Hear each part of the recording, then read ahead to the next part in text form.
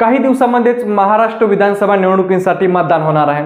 महाविकास आघाडी विरुद्ध महायुती अशी प्रमुख 6 पक्षांची एकमेकाविरुद्ध लढत ही होणार आहे। यामध्ये बघितलं तर गेल्या 5 वर्षांमध्ये महाराष्ट्राने अनेक राजकीय भूकंप पाहिलेत।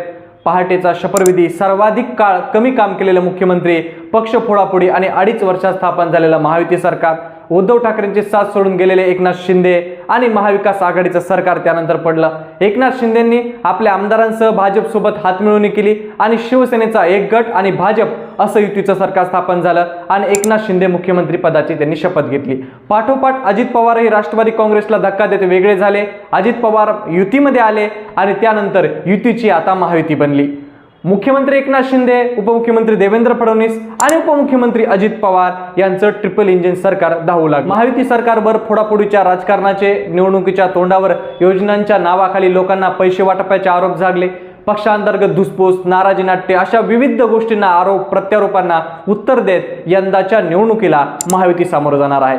मग यंदाच्या निवडणुकीत महायुती आपली सत्ता टिकू शकेल का पुन्हा एकदा भाजप महाराष्ट्रामध्ये महायुतीचं सरकार स्थापन करू शकेल का, ते सगळं आजच्या व्हिडिओच्या माध्यमातून आपण पाहणार आहोत। जय शिवराय, मी अभिषेक सोळुंके जाणता महाराष्ट्रामध्ये आपल्या सर्वांचं अग्निमनापासून स्वागत करतो। लोकसभेच्या निवडणुकीत महायुतीला फटका बसल्यानंतर या निवडणुकीत सत्ताविरोधी लहरीचा परिणाम आपल्याला महाराष्ट्रातही दिसण्याची शक्यता नाकारता येत नाही। तर हरियाणाच्या निवडणुकीचा निकाल पाहता भाजप जिंकून आली असली तरी मतांचा टक्का बघता आणि महाराष्ट्राचं वातावरण पाहता सत्ताविरोधी लहरीचा परिणाम दिसण्याची शक्यता नाकारता येत नाही असं तज्ज्ञांचं मत आहे। त्यामुळे ही निवडणूक सध्या अत्यंत चुरशीची होऊ शकते असा अंदाज देखील तज्ज्ञ व्यक्त करतात। राज्यात गेल्या 5 वर्षात विविध घडामोडी घडल्या। महायुतीतील आरोप प्रत्यारोप आणि पक्षफुटीचे राजकारण याकडे जनता कशा प्रकारे बघते याकडे आपल्याला बघावं लागेल। महायुतीने आपल्याकडे जनतेला खेचण्यासाठी सुरू केलेले प्रयत्न, त्या अनुषंगाने त्यापुढील त्यांची आव्हानं, महायुतीचं सर्वात मोठं आव्हान असणार आहे की त्यांना जागा वाटपाचा मुद्दा। लोकसभा निवडणुकीत भाजपला बसलेला फटका, शिंदेंना वाढलेला स्ट्राईक रेट आणि अजित पवारांच्या गटातील लोकांची घरवापसी आणि यामुळे होणारा परिणाम, या सर्वांचा जागा वाटपावर परिणाम होईल। त्यासह 3 पक्ष असल्यामुळे जागांची तारांबळ उडण्याची देखील शक्यता आहे। त्यावरून निवडणुकीत बंडखोरीचा मुद्दा देखील उपस्थित होईल। महायुतीत नव्हे तर सगळ्याच पक्षांना ही गतीला सामोरं जावं लागणार आहे आणि याची काळजी देखील या पक्षांना घ्यावी लागणार आहे। खरं तर एकनाथ शिंदे यांनी उद्धव ठाकरेपासून वेगळं होणं आणि अजित पवारांनी शरद पवार यांची साथ सोडणं ही बाब त्या पक्षांच्या निष्ठावानाला आवडली नसल्याचं देखील अनेक ठिकाणी दिसून आलं। त्यामुळे महायुतीतील आपली प्रतिमा सुधारण्यासाठी विकासाभिमुख आणि काम करत असल्याचं दाखविण्यासह महाविकास आघाडी ही विकास विरोधी असल्याचं नरेटिव्ह तयार करण्याचाही प्रयत्न केला जातोय असं विश्लेषकांचं मत आहे। आरक्षणावरून राज्यात बऱ्याच घडामोडी पाहायला मिळाल्या। मराठा, ओबीसी, आदिवासी, धनगर हे मुद्दे गाजले।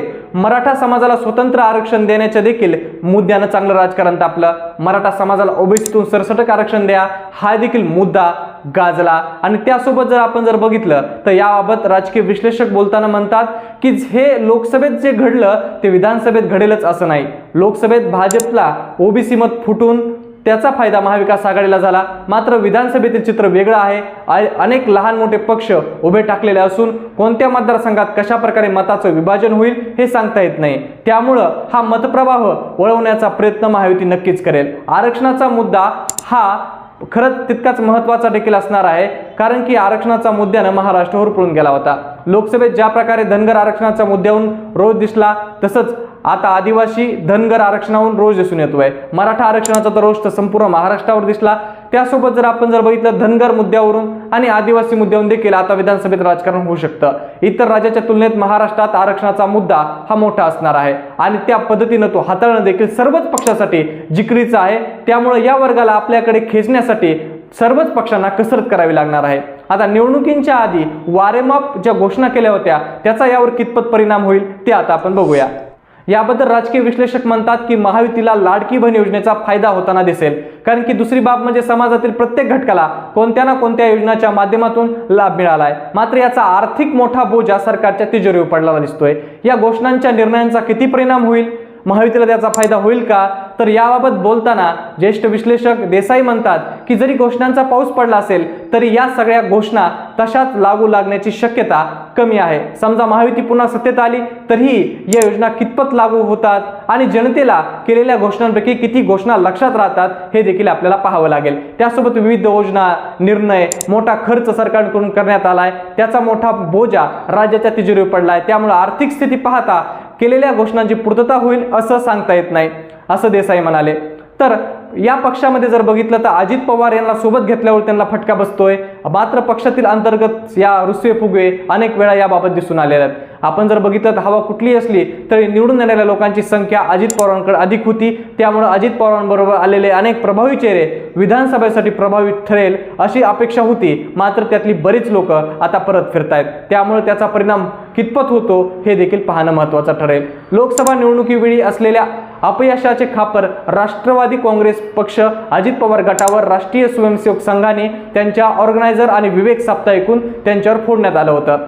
त्यामुळं यावेळी देखील टीका करण्यात आली होती. मग खरंच अजित पवारांसोबत घेतल्याचा महायुतीला फटका बसेल का, याबाबत देखील अनेक राजकीय विश्लेषकांचं वेगवेगळे मतांतर आहेत. महायुतीच्या जमेच्या बाजूबद्दल बोलताना तज्ज्ञ सांगतात की महायुतीची जमेची बाजू म्हणजे गेल्या 2 वर्षात मुख्यमंत्री म्हणून शिंदेची उभारलेली प्रतिमा, दुसरं म्हणजे ठाकरे आणि शिवसेना हे एकच समीकरण मानलं जायचं. मात्र ते खेचून आणत शिवसेनेच्या पारंपरिक मतदारांनाही आपल्याकडे काही प्रमाणात खेचण्यात शिंदे यशस्वी ठरले. त्याचा फायदा महायुतीला मिळेल. त्यानंतर विविध सरकारी योजनांचा फायदाही होऊ शकतो असं देखील अंदाज आहेत. तर गेल्या 5 वर्षात सत्तेसाठी जे राजकारण करण्यात आलं, भाजपवर वारंवार लागलेले आरोप, 50 खोक्यावरून माजलेलं गोंधळ, या सर्वांमध्ये लोकांमध्ये एक प्रत्येक नाराजी दिसून येते असं देखील तज्ज्ञांचं सांगतात. विशेषतः राष्ट्रवादी काँग्रेस पक्षाच्या फुटीनंतर भाजपच्या पारंपरिक मतदारांवर देखील याचा परिणाम झाल्याचं दिसतो आणि याच्या प्रतिक्रिया देखील लोक देतात. तसंच आरक्षणावर मराठा समाज, सरकारवरील त्यांचा रोष, विशेष भाजपवरील त्यांचा रोष, या सगळ्या गोष्टींचा फटका महायुतीला बसू शकतो. यात महायुती या सगळ्या गोष्टींना कशा प्रकारे सामोरे जाते आणि यामध्ये आपली सत्ता कायम करण्यास ती यशस्वी ठरेल का, हे सगळं येत्या निवडणुकीमध्ये आपल्याला बघायला मिळेलच. ही माहिती आपल्याला कशी वाटली ते कमेंट करून नक्की सांगा आणि अशाच प्रकारच्या नवनवीन व्हिडिओसाठी आपल्या जाणता महाराष्ट्र या YouTube चॅनलला नक्की सबस्क्राईब करा. धन्यवाद.